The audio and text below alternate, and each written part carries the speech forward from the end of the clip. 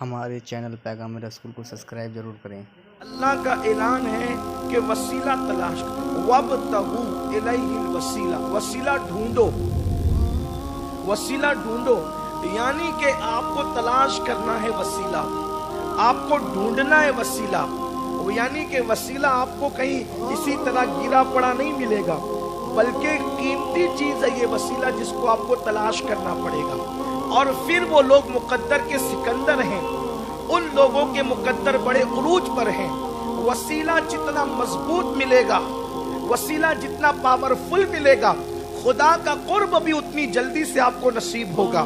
میرے پیارے آقا صلی اللہ علیہ وسلم کے پیارے دیوانوں، اور خاندان نبوت سے بڑا وسیلہ اللہ کی بارگاہ میں کون ہو سکتا ہے؟ امام شافعی رحمت اللہ تعالی علیہ فرماتے ہیں، جس کو بار بار میں پڑھتا ہوں اور سوچتا ہوں کہ ہمارے احباب اس کو یاد کر لیں، کتنا بڑا وسیلہ ہے۔ میری دانست میں اگر امام شافعی کے نزدیک اس سے بڑا وسیلہ کوئی ہوتا تو امام شافعی اس سے بڑا وسیلہ پیش کرتے۔ وہ کہتے ہیں آل النبی ذریعتی وہم الیہ وسیلتی ارجو بہم عطاقۃ بید الیمین صحیفتی، کہ آل نبی ذریعہ ہے۔ اب آل نبی سیدہ فاطمہ سے لے کر امام مہدی تک یہ سب آل نبی ہے، اور یہ سب مصطفیٰ جان رحمت کی آل اللہ کی بارگاہ میں ہمارا سب سے بڑا وسیلہ ہے، ہمارا سب سے بڑا وسیلہ ہے۔ اسی لیے تو امام بھی کہتے ہیں نا، اصحاب نجوم رہنما ہے، کشتی ہے آل مصطفیٰ، آدھی گزر چکی ہے، اور کوئی اعلان کرنے والا فصیل کے بار اعلان کرتا ہے، خبردار ہوشیار اشرف سمنہ تشریف لانے والے۔ میں نے سوچا یہ اشرف سمنہ کون ہے، یہ اشرف سمنہ کون ہے؟ اور میں فصیل کے اس طرف دیکھ رہا ہوں اور اس کی آواز اچانک بلند ہوتی چلی جاتی ہے۔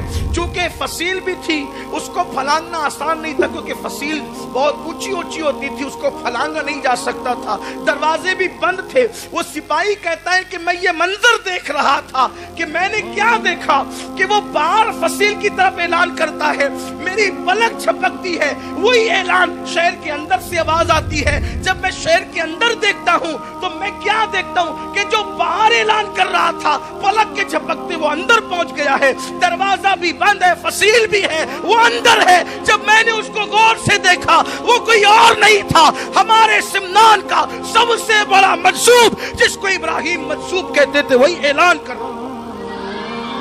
اشرف سمنہ آنے والے ہیں، گلی گلی کوچے کوچے، ہر لوگ حیران تھے اشرف سمنہ کون ہے، یہ اشرف سمنہ کون ہے؟ یہ وہی اشرف سمنہ ہے جس کے تذکرے سمندر کے اندر بھی ہوتے ہیں، جس کے تذکرے دریا کے اندر بھی ہوتے ہیں، جس کے تذکرے جنگلوں میں بھی ہوتے ہیں، جس کے تذکرے بیابانوں میں بھی ہوتے ہیں۔ اللہ اکبر۔ حیرت کی بات یہ ہے کہ آدمی اگر لوم چلائے نا تو لوم چلاتے ہوئے انسان پنج گنج قادریہ بھی مکمل نہیں کر پاتا، اور مخدوم صاحب کی شان یہ ہے کہ حکومت سنبھالتے ہوئے بھی خضر علیہ السلام اور اویس قرنی کے دیے ہوئے اوراد و وظائف کی تکمیل کر رہے تھے۔ یہ کوئی کرامت سے کم نہیں ہے آپ کی کہ آپ جو ہے اتنی عبادتیں کر رہے تھے، اس کا تذکرہ یہاں کرنے کی اس وقت گنجائش نہیں ہے کہ انہوں نے عبادتیں کتنی کہ تخت سلطنت سنبھالتے ہوئے، حکومت سنبھالتے ہوئے۔ اور آپ شاید اس بات کو سن چکے ہوں گے کہ جب چنگیزیوں نے حملہ کیا ہے تو اس وقت حضرت مخدوم صاحب کی عمر 15-16 سال کی صرف تھی۔ اس وقت آپ نے اپنے امیروں سے اور وزیروں سے جو ہے وہ مشورہ کیا کہ یہ حملہ کر رہے ہیں اور کوئی ان کے مقابلے میں ٹک نہیں سکا، پہاڑوں کی طرح یہ فوج لے کر کے آئے ہیں۔ تو لوگوں نے کہا کہ آپ جو ہے وہ کیا نظریہ رکھتے ہیں؟ وہ فرمایا کہ میں ان سے لڑوں گا۔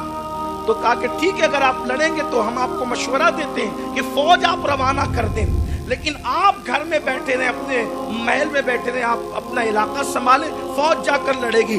تو مخدوم صاحب ان کے سامنے تقریر کرتے ہیں اور خطاب فرماتے، فرمایا کہ تم میری چھوٹی عمر پر مجھ پہ ترس کر رہے ہو، اور اسی لیے تم مجھے مشورہ دے رہے ہو کہ تم کو جا کر کے لڑنے کی ضرورت نہیں ہے، کیونکہ تم 15-16 سال کے، تم کھل کر نہیں کہہ رہے ہو، لیکن میری چھوٹی عمر پہ ترس کھاتے ہوئے تم کہتے ہو کہ آپ محل سنبھالے، فوج جا کر لڑے گی۔ کہا یہ ہمارے خاندان کی ریت کے خلاف ہے کہ خود تو گھر میں بیٹھے رہے اور فوج کو روانہ کرے۔ اللہ اکبر۔ میرے نانا کی سنت ہے ہر جنگ میں مصطفیٰ جان رحمت آگے رہتے تھے اور لوگ پیچھے رہا کرتے تھے. گھر میں بیٹھنا ہمارا کام نہیں ہے. اور جہاں تک چھوٹی عمر کی بات ہے تو کربلا میں چھوٹی عمر والوں کی شجاعت کو لوگ دیکھ چکے ہیں. چھوٹی عمر میں دشمن کو شکست دینا یہ ہمارے خاندان کی ریت ہے. چھوٹی عمر میں لڑنا ہماری عادت ہے. لوگ 14-15 سال کی اشرف پہ رحم کر رہے ہیں. جنگ تو 6 مہینے کا علی اصغر بھی کر چکا.